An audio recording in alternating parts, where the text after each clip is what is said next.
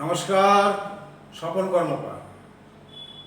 2024 June July August ধনুরাশি পক্ষে কেমন যাবে তার ফলাফল। ধনুরাশি পক্ষে ব্যবসায়ী ক্ষেত্রে তেমন কোনো রিস্ক নেবেন না। ব্যবসায়ী ক্ষেত্রে সফলতা অর্জনের ক্ষেত্রে বাধা হবে এবং প্রচুর পরিশ্রম করতে হবে। চাকরিজীবীর ক্ষেত্রে কোনো পরিবর্তন নেই। চাকরিজীবীর ক্ষেত্রে পরিবর্তন করলে সেটা আপনার পক্ষে বোমেরাং হবে বা অসফলতা আসবে। স্বাস্থ্য নিয়ে তেমন কোনো চিন্তা নেই ধনুরাশির পক্ষে। স্বাস্থ্য নিয়ে সফলতা আসবে। স্বাস্থ্য নিয়ে কোনো রকম মেজর কোনো সমস্যা নেই।